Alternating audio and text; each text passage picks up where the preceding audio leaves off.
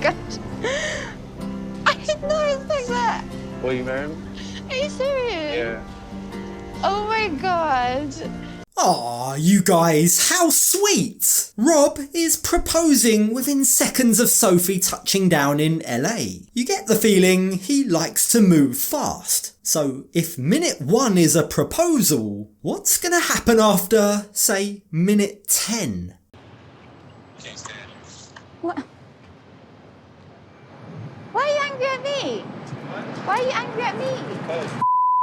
I think you call that going from 0 to 100 real fast. From I love you to I can't stand you. All before they've even left the airport. Buckle up, because this is going to be a wild ride. It took all of 15 minutes for her to be pissed off at me about something that I cannot control. I'm not quite sure that this is how Sophie pictured the start of her new life in LA.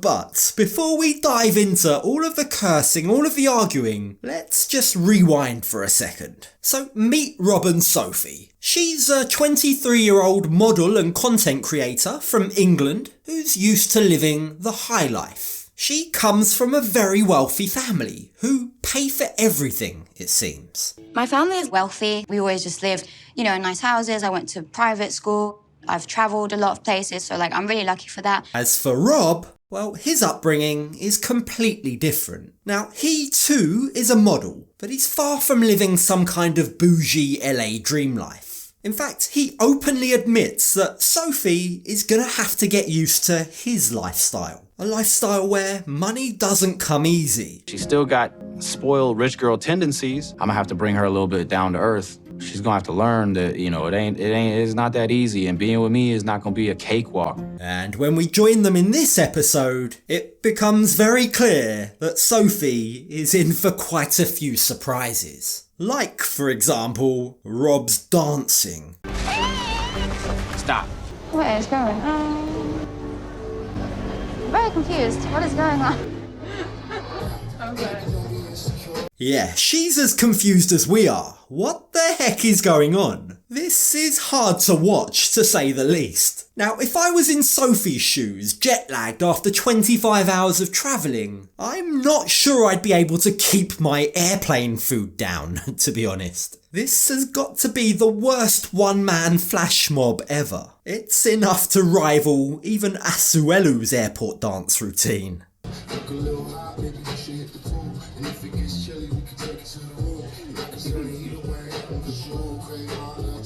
Just look at how embarrassed she is. She's mortified. I feel like it's not just Rob's jazz hands flashing before her eyes, it's her entire life. She's questioning every life choice that led her to this point. You can tell that this is not what she expected to be waiting for her at the arrival gate. It's all so cringe. Rob is so corny sometimes. It's so funny. If any other guy did it, I would be like, ew. I would get the ick. If a British guy did the stuff Rob did, I would be disgusted. I would never speak to him ever again. Sophie, this has clearly given you the ick. It's written all over your face. Now, in fairness to Sophie, she is being a good sport, while her fiance dances like a dollar store version of Justin Timberlake. But the nightmare isn't over once the music stops playing, because just when she thought she was safe, Rob gets down on one knee. Oh my gosh. I didn't know it's like that. Will you marry me? Are you serious? Yeah. Oh my god. No wonder she's asking him if this is serious. It's hardly the most romantic of settings. She's hardly feeling in the mood. After 25 hours of travelling, this would have been the last thing she was expecting. Give the girl a chance. I mean, her ears probably haven't even popped yet from getting off the plane. This must be so overwhelming, especially as Rob is now pressing her for a response. Oh my god. Oh my god, I can't even breathe. You better come up with an answer. Yes, all right. thank you, yes. I'm willing to bet that this isn't exactly how Sophie imagined being proposed to by the love of her life. She's sweaty, she's tired, she's in a bright pink tracksuit next to the baggage claim area. Her entire life's belongings are stacked on a trolley beside her. But regardless of the circumstances, it seems like she is happy, if not a little judgmental. I mean, I was very happy when he finally did it, yeah. Now we can go home, all right? Yeah. But I don't know why you chose the airport, but... Now, as it turns out, there is method to Rob's madness. You see, this isn't actually the first proposal. They're already engaged. It was just that the first time was very different. In fact, the first time round seemed to catch him off guard. It was Sophie that asked, kind of. He was like, so, like, you're asking if we should get engaged? And I was like, is it fine?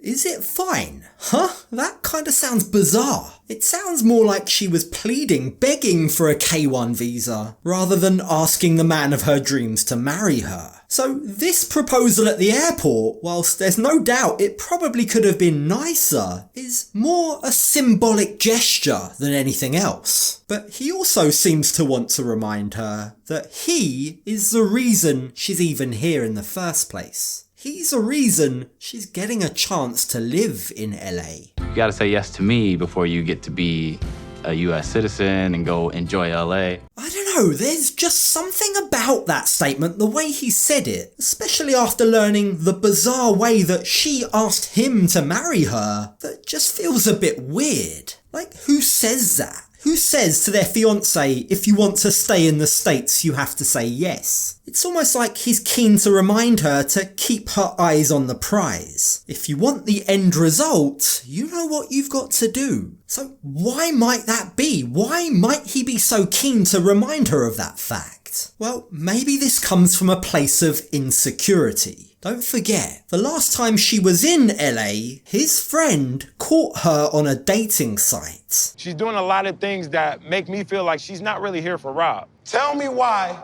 I saw Sophie on Bumble.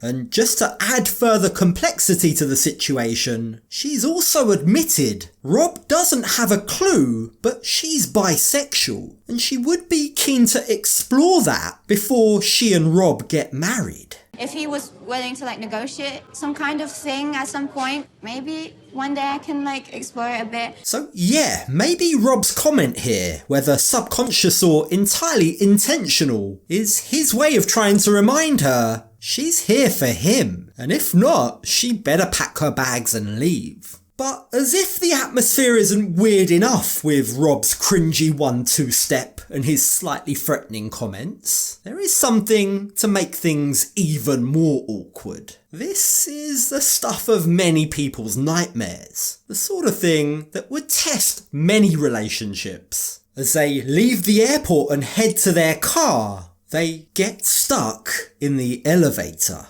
Does it usually do this? And then how the hell should I know what the Okay, LAX but I think elevator it's broke, bro. It's not broke. You got to wait.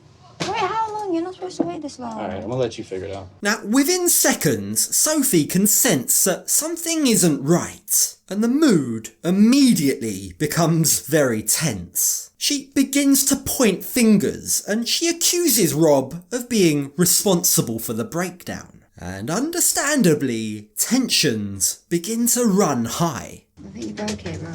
How in the hell did I break it? It's your fault, not mine.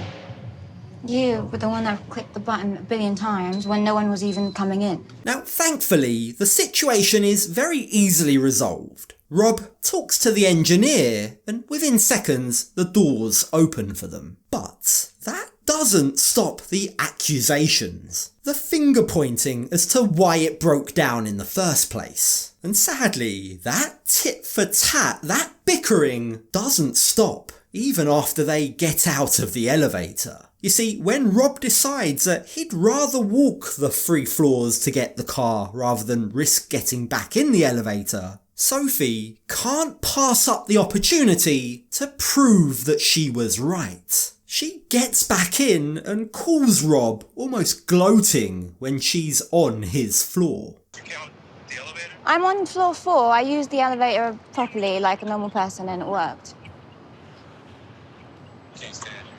What? Sorry, what? I can't stand you. How did this guy go from will you marry me to I can't stand you in the space of a few minutes? Look, I get that Sophie's actions, her attitude here is annoying. No one likes an I told you so kind of person, especially the kind that will go out of their way to prove that you're wrong. But his willingness to go from one extreme to another, from I love you to I can't stand you, within literally minutes of being reunited, makes you question whether tempers will fray even quicker, even more drastically, the more time they spend around each other. The truth is, he really doesn't like what Sophie just did. So now he's going to throw a tantrum. The whole day. I'm not the whole day, Rob. Not a whole day for me. Now, for what it's worth, maybe it's a tiredness, or maybe this is just Sophie's nature, but she seems very willing, very able to just let things lie. She doesn't antagonise a situation, and they just leave it at that. They're able to move on. But where they move to, or where they don't move to be more accurate, seems to be the next big issue. You see, Rob lives in Inglewood. It's a kind of rough neighbourhood, particularly for a lady who comes from a well-to-do, rich life in London. His home, his neighbourhood, couldn't be more different to what she's used to. And that becomes all too clear when, just down the block from his house, the police have cordoned off the street. Is it safe to be arriving at your house this late? Is it safe? Yeah, For who? for us. I mean, I've done it every day for like 3 years. I don't really think it's a surprise that Sophie is concerned for her safety. And Rob isn't exactly helping the situation. You see, he tells her, there's only been 2 or 3 shootings on my street since I've lived there. Don't worry, Sophie, there's only 1 bullet hole in my apartment. I mean, that would frighten most people. This is worlds apart from the rich, affluent neighbourhoods that Sophie is used to. But at least Rob has put some effort into trying to make her feel at home with the apartment he's staying in. You know, I gave you a little desk area. You even got a little TV on there so we can game together, stuff like that. And then got you your own dresser in the corner. The thing is, despite his efforts, regardless of the little desk area he's got her, Sophie is already envisioning getting the hell out of there. She can't wait for them to move, and presumably she wants to live somewhere where A, she feels safe, and B, she has an indoor bathroom. The only thing I don't have is a bathroom in the apartment. You have to walk across the courtyard to get to it, which I can see that being annoying. I don't want this to be where I live. I'm just hoping that, like, this is where we're at right now, and then we'll move to somewhere, you know, nicer, and that I could feel like this is my home. Yeah, Sophie, I'm not sure how Rob will take that news. He's already on high alert for what he deems to be her spoilt behaviour. You get the impression that their very different lifestyles will play a big role in this relationship. Judging by what we've seen so far on just the first few hours since she's touched down, I've got to say, I'm intrigued as to how this relationship will pan out.